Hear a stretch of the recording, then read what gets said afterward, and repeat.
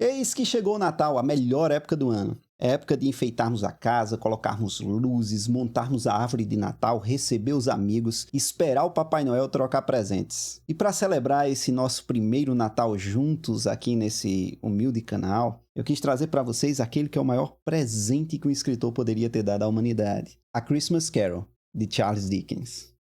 Olá, amigos, eu espero que vocês estejam bem, que nosso Senhor nos abençoe. Eu sou Rodrigo Leão, sou professor, e aqui nesse canal nós discutimos sobre qualquer coisa, desde que tenhamos sempre um bom livro.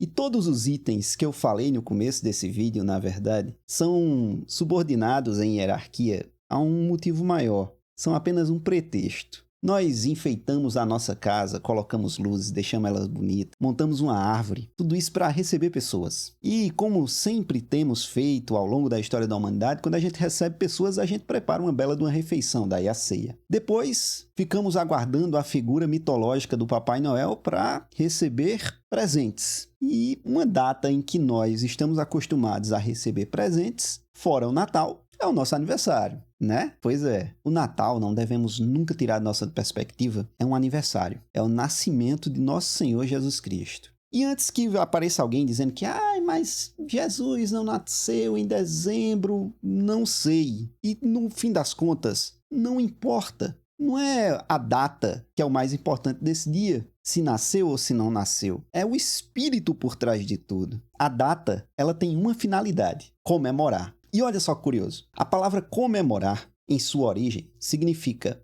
lembrar juntos. Então as pessoas se juntam para relembrar alguma coisa. Se juntam para lembrar que você passou no vestibular, se juntam para lembrar que você conseguiu um emprego novo, se juntam para lembrar que alguém ficou curado de uma doença, se juntam para lembrar que alguém nasceu. E você quer motivo melhor para nos juntarmos e comemorarmos do que o nascimento do próprio Deus encarnado, o nascimento do verbo, e é por isso que a gente troca presente. Não por isso especificamente, mas principalmente porque o cristianismo inseriu na humanidade o senso da caridade. E dar presentes é um ato extremo de amor e caridade. Pare para pensar. A gente trabalha, a princípio, em troca de dinheiro. A partir do momento que nós pegamos esse dinheiro e compramos um presente para dar a alguém, nós trabalhamos, na verdade, não pelo dinheiro, mas pela felicidade dessa pessoa que a gente presenteou. Portanto, meus amigos, dar presentes no Natal, trocar presentes, é em essência apenas um traço do espírito do Natal, que é o nascimento de Cristo, esperança, caridade. Charles Dickens, ele sabia muito bem disso. E por estar muito insatisfeito com a época dele, como o Natal era visto, como as pessoas estavam deixando o Natal de lado, ele resolveu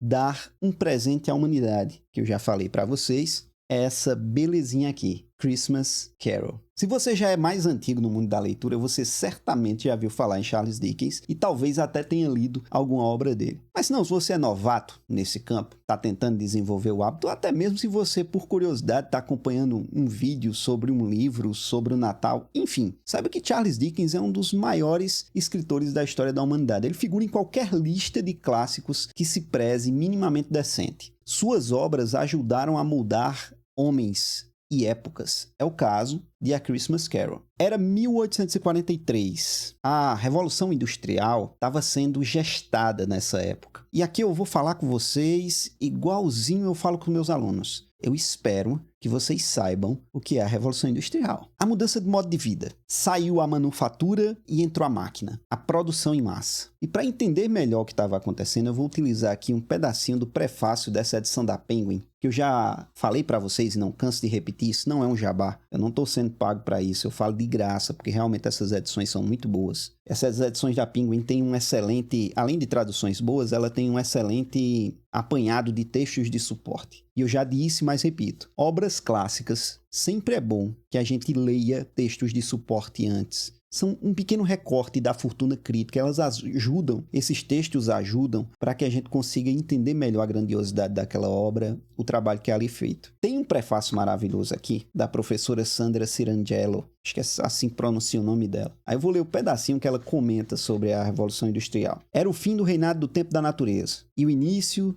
do reinado do tempo do relógio. Nesse novo sistema, as máquinas das indústrias não podiam parar. Para as classes trabalhadoras não havia feriados, fins de semana ou outras ocasiões em que o convívio familiar fosse a prioridade. O próprio Natal se transformara em um problema a ser contornado. Ocorria justamente na época do ano em que fechamentos, balanços, relatórios precisavam ser feitos e projetos encaminhados. E nesse cenário em que as pessoas estavam atarefadas demais para parar, para se confraternizar, para comemorar até mesmo o Natal, Dickens estava acostumado a sair nas ruas e encontrar muita miséria, porque a miséria tinha tomado conta das ruas. E ninguém pode acusá-lo de não tentar fazer nada, porque ele chegou a tentar, junto aos políticos, um programa para que retirasse crianças da rua e as levasse para comemorar o Natal num lugar apropriado, quentinho e confortável. Claro que ele foi completamente ignorado, porque nessa época, a gente já viu no prefácio, o Natal não era uma prioridade. E nessa época ele já era um cara famoso pela sua obra, embora não tivesse arrecadado nenhuma fortuna, porque gastava tudo que recebia. Foi então que em outubro de 1843 ele resolveu escrever uma história que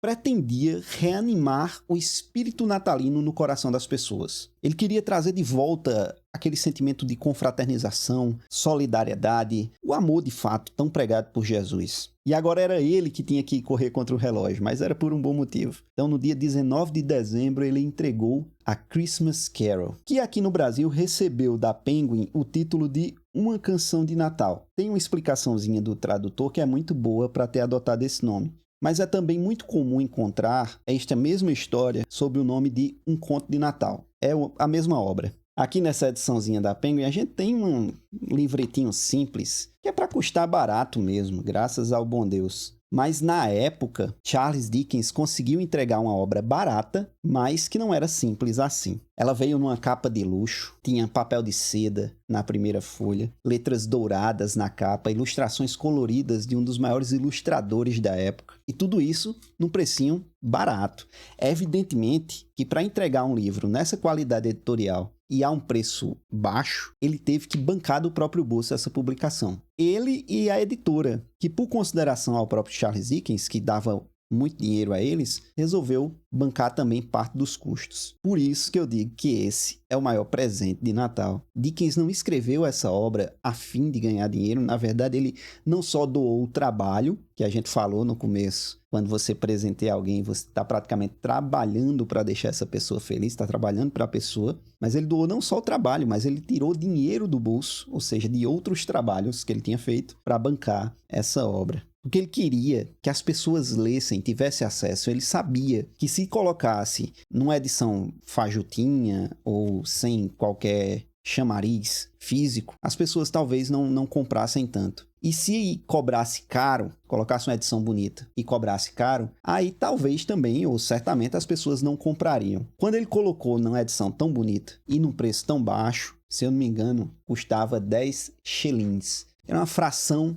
de libra. E aí virou presente de Natal, né? E fez tanto sucesso que apenas naquele ano a história chegou a vender 6.000 cópias. Porém, todo sacrifício e dedicação de Dickens valeu a pena. O Natal acabou voltando à moda. E o espírito do Natal, que faz as pessoas ligarem-se umas às outras e praticarem a caridade, acabou tornando-se de novo padrão. Mais tarde, Dickens chegou a escrever outras histórias de Natal e todas para serem encenadas. Desse jeito, ele acabou inventando, antes mesmo de existir o cinema, os filmes de Natal, que se tornaram uma tradição até os dias de hoje. E por falar em cinema, eu recomendo fortemente, se você está interessado nesse processo de manufatura desse livro, que você veja o filme O Homem que Inventou o Natal. Ele é uma adaptação ficcional, então não espere uma verossimilhança total com o que de fato aconteceu, não é uma obra biográfica, mas ajuda a gente a entender mais ou menos como era o espírito da época e o próprio processo de produção de uma obra pelo próprio Charles Dickens. E a gente já acabou falando demais do escritor, eu acho que está na hora da gente falar um pouquinho da obra, mas falar só um pouquinho, porque esse processo de resenhar, ou de comentar, ou de conversar, como vocês queiram chamar, uma obra literária, ela é sempre um caminho que transita num limiar muito sutil entre alimentar a curiosidade do público e entregar completamente a história e estragar a experiência. Então a gente precisa ir com bastante calma, porque embora essa seja uma obra bastante conhecida pelo número de adaptações que ela já recebeu, experimentá-la em sua versão original é sempre uma experiência única e maravilhosa, principalmente nessa época do Natal. E eu digo que ela é conhecida porque ela recebeu inúmeras adaptações. Eu consigo rastrear na minha memória exatamente quando eu conheci essa história pela primeira vez, que foi por meio de uma adaptação. E foi por meio de um conto de Natal do Mickey, que é um curta animado de Walt Disney e que muitos consideram a história mais triste do Camundongo. Do ponto de vista de adaptação de obra literária, eu diria que é muito boa, porque ela preserva vários elementos originais da obra, inclusive o protagonista, Ebenezer Scrooge, que é um ricaço ranzinza que rejeita o Natal e toda a atmosfera de confraternização e solidariedade que a gente encontra nele. O fato da equipe que fez esse filme ter preservado o protagonista original é algo bem curioso e até simbólico. Isso porque 40 anos antes da estreia desse filme, que é por volta de 1983, o Walt Disney tinha emprestado o nome para Carl Barks, que é um dos maiores cartunistas da história, fez uma obra belíssima com os patos da Disney, criar um personagem que era completamente inspirado no Ebenezer Scrooge, e que recebe o mesmo nome, inclusive, Uncle Scrooge, que a gente traduziu aqui no Brasil como Tio Patinhas. E o Tio Patinhas ele tem todo o arquétipo de Scrooge, do personagem de Dickens, mas ele está longe de ter sido a primeira adaptação ou a primeira inspiração do personagem. Na verdade, esse personagem já tinha sido adaptado em vários meios, inclusive para os quadrinhos, que é onde nasceu o Tio Patinhas. Porém, foi o Tio Patinhas que conseguiu ganhar esse status de ícone e acabou inspirando e influenciando outras obras, né? Mas esse negócio de pioneirismo e influência é um outro papo que por si só ele rende outro vídeo. Vamos voltar para o conto. Charles Dickens é um cara que não entrou para a história, para o cânone da literatura à toa. Ele sabia muito bem como contar uma história. E por ser curtinho, esse livro aqui nos mostra um molde perfeito de como fazer uma boa narrativa. A primeira parte é toda uma apresentação. Lá nos é mostrado os principais personagens dessa história. Então a gente conhece primeiro Ebenezer Scrooge, que é esse velho ranzinza, rico, que não faz caridade, que não ajuda ninguém, que faz questão de maltratar as pessoas. A gente conhece também o funcionário dele, dedicado, mas que tem que trabalhar no frio, por exemplo, porque Ebenezer não quer gastar com aquecimento para ele. Conhece o sobrinho de Ebenezer, que entra lá onde ele está trabalhando, no emprego dele, no escritório, para desejar um Feliz Natal, todo feliz. E quando ele faz esse desejo de Feliz Natal, é bem curioso, porque Ebenezer diz exatamente assim: que direito você tem de estar feliz? Que razão tem para ficar feliz? Você nem ganha muito dinheiro? E a resposta do sobrinho é maravilhosa, porque ele diz justamente: que razão tem o senhor para ficar triste? Que razão tem para ficar amargurado? O senhor tem muito dinheiro.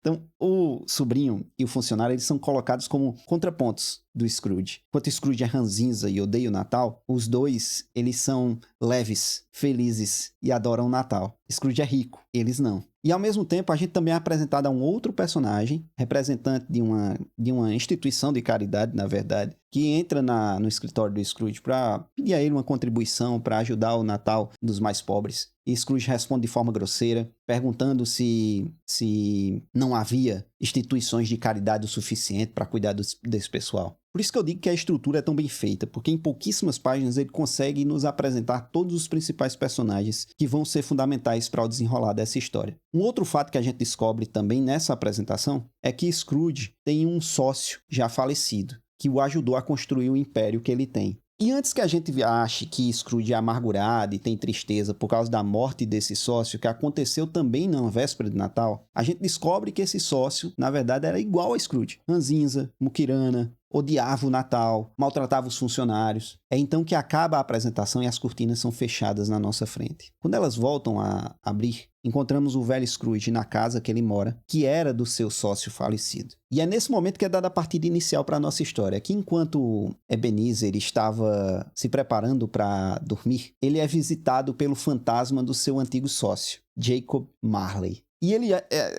apresentado para a gente, para Scrooge, de uma forma terrível, porque ele vem arrastando terríveis correntes, preso em correntes enormes, gigantescas, e tem que arrastar essas correntes. Ele fala assim: esta época do ano, confessou o espectro, é a que mais me faz sofrer. Por que andei eu entre a multidão dos meus semelhantes, com os olhos baixos, sem nunca erguê-los para a abençoada estrela que conduziu os reis magos até a humilde paragem? Não havia casas pobres para onde sua luz pudesse ter guiado a mim? Marley, ele é arrependido Diz ele que essas correntes pesadas são o resultado da vida amargurada e ranzinza que ele levou. Então ele justifica para Scrooge que ele se arrepende profundamente do que fez, da vida que levou. E ele avisa a Scrooge: esta noite estou aqui para alertá-lo de que você ainda tem uma chance e a esperança de escapar de um destino igual ao meu. São uma chance e a esperança que lhe trago, Ebenezer. Então, quando o amigo se apresenta para ele em forma de fantasma, ele está dando uma segunda chance. É a redenção chegando a cavalo, ou arrastando correntes, para o personagem principal. Veja como Charles Dickens monta essa história. Ele coloca como personagem principal alguém ranzinza, que odeia o Natal ou que não presta atenção no Natal, e essa pessoa, já velha, recebe a visita do seu antigo amigo que também morreu e era igual a ele. E esse amigo diz que se arrepende da vida que levou e veio para alertá-lo de que ele ainda tem salvação, ou seja, tem esperança. O Natal é esperança. E como é que isso vai acontecer? Ele avisa que Ebenezer vai receber a visita de 3 fantasmas. Fantasma do Natal passado, fantasma do Natal presente, o fantasma do Natal futuro. E cada um desses fantasmas vai, a seu modo, mostrar por que o velho Scrooge precisa mudar a sua postura diante da vida. Vários de vocês nesse momento já devem estar resgatando na memória que viram um filme, um desenho, o que quer que seja, com essa estrutura, com esses elementos do fantasma do Natal passado, do Natal presente e do Natal futuro. Porém, se eu entrar nos detalhes e nos pormenores de qualquer um desses fantasmas, eu corro um risco de estragar a experiência de vocês, como eu disse no começo do vídeo. Mas eu gostaria muito de ressaltar que a visita desses fantasmas é mais uma vez uma aula de narrativa que Dickens nos dá. Além, claro, de trazer e de montar toda a estrutura para a nossa transformação. Quando o fantasma do Natal passado vem, ele coloca o velho Scrooge na função de espectador, de leitor. E ele consegue despertar no velho a empatia. É muito bom que uma obra literária ou uma obra narrativa coloque no espectador, a princípio, esse elemento empático. Fazer o espectador se colocar no lugar daqueles personagens. Então, o Natal passado aparecer primeiro, esse fantasma, é fundamental porque ele consegue despertar toda a empatia do velho Scrooge. Como? Leva o velho Scrooge para ver o seu próprio passado e ver todo o processo pelo qual ele passou até chegar na pessoa ranzinza, muquirana, nojentinha que ele se tornou no futuro. Aviso de antemão que nada é preto no branco, nada é tão simples. Então, os motivos pelos quais o velho Scrooge é um ranzinza, um muquirana e odeia o Natal, não está relacionado necessariamente ao fato do dinheiro em si. Não é a fortuna, acumular fortuna ou qualquer posição de poder que interessa ao velho. Tem algo por trás. E aí,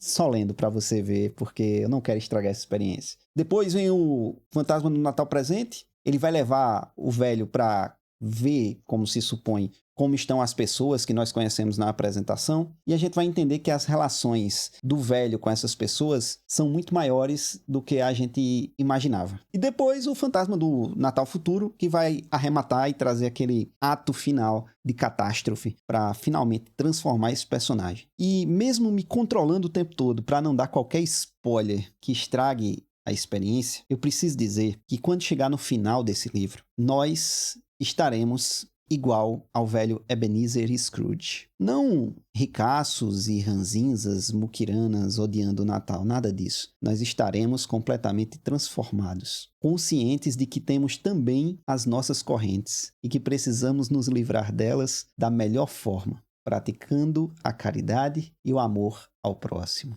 Não apenas no Natal, mas todos os dias. Por hoje é isso, amigos. Espero que vocês tenham gostado desse vídeo. Até a próxima e que nosso Senhor Jesus ilumine o seu Natal e de toda a sua família.